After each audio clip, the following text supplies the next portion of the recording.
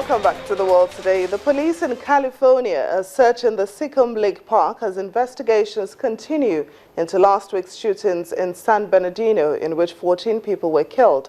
Divers from the FBI began searching the lake 2 miles from the site of the attack. An FBI spokesman says the 2 suspects are thought to have visited the park on the day of the shooting. The attack has been investigated as an act of terror, the deadliest in the United States since the 9/11 attacks. Well, first of all, we think this search will last for days. It's very possible. We would be remiss not to go into this lake and conduct a thorough search for any evidentiary items that may come back. At the end of the day, we may come up with nothing. We just don't know yet. We have indications that at some point they came to this park. Now, I do want to reassure the public, there is no belief that there's anything dangerous as a result of this case in this place.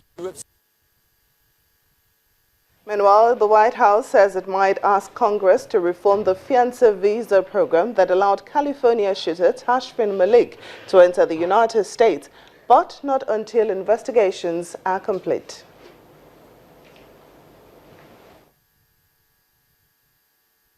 Don't have that track at the moment. As soon as we have it, we'll play that for you. Now, the viewers, Phil Alexiou joins us live on the program to further discuss this issue. You're welcome to the program, Phil. Nice to see you again. Now, Phil, tell us, what exactly is the FBI hoping to find by searching the lake in California?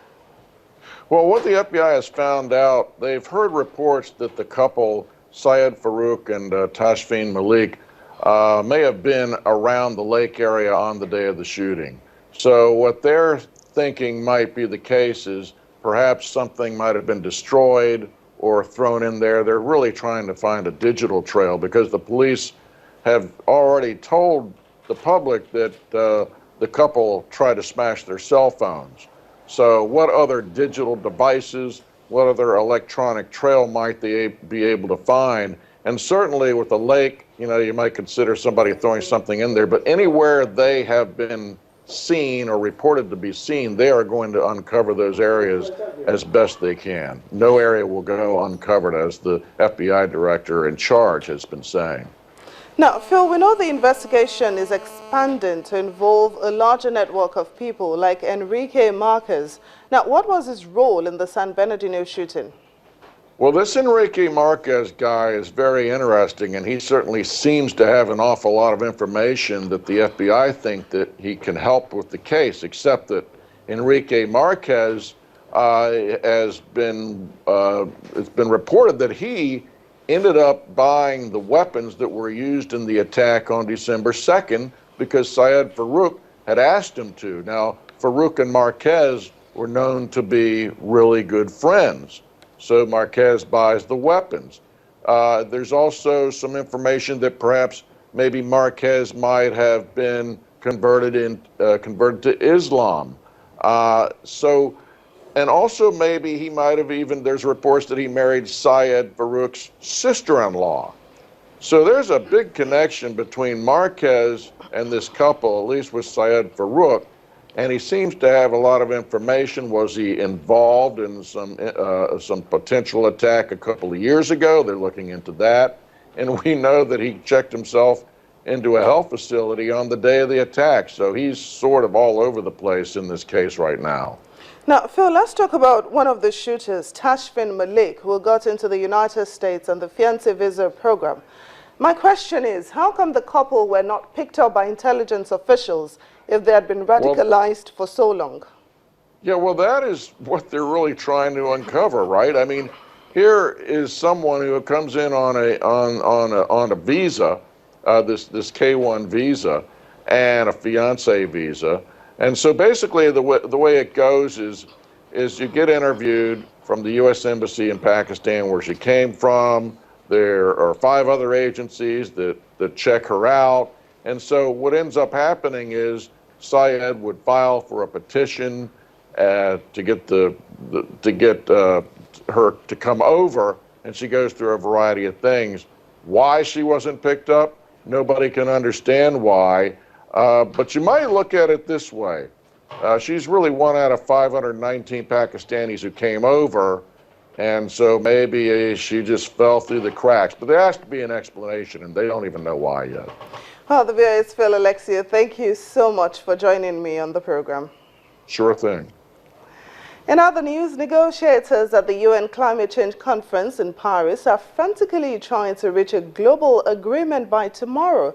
Now, that's one day later than expected. In a television interview, French Foreign Minister Laurent Fabius, who is chairing the summit, says things are moving in the right direction. But analysts say more compromise is needed if an agreement is to be reached. A deal signed in Paris will come into being in 2020. Participants at the UN conference have been working on a new draft text prepared by the French presidency since Wednesday. Hagen, the delays were about trying to rescue something that was going wrong. Here it's about trying to improve something that's going right. And we still have time to elaborate the text further and make it even stronger. So I think governments are taking that opportunity and saying, we're here in Paris, why don't we go for another 24 hours and make it even stronger? I think there's a really strong mood of optimism. There's a strong determination to get the best agreement possible, and that's why they're giving themselves 24 hours. I don't think you're seeing around these halls right now this morning any sense of nervousness or worry. I think there's a sense of real continued optimism that we'll get a good deal tomorrow. Now joining us on the program to tell us more about this is our correspondent in Paris, Ayola Kazim. You're welcome to the program, Ayola. Hello, how are you today? I'm fine. Now, Ayola, give us an update on the latest draft version that was presented by France. Well, the reaction here is mixed, depending on who you're talking to, because it is not yet over here. We're going into overtime. Optimism is high. But then some are giving the negotiators some knocks, while some are applauding them. A Pan-African group on climate justice said the draft is unacceptable. This is because of finance. They want the polluters to pay for what they have done to Africa. They also want finance separated from mitigation and adaptation. But the developed countries argue that some countries in the group of 77 and China have done much better than they were in 1997 when the United Nations Convention on Climate Change was adopted. But some other groups in Africa also said that the draft is not so bad. They said this provides an opportunity for Africa to position itself as a source of renewables. The spokesperson for the United Nations Convention said the overtime would be used to make the deal, a good deal, much better. Well, Ayola, we've heard that any deal that is signed in Paris will come into force in 2020. Why do we have to wait 5 years?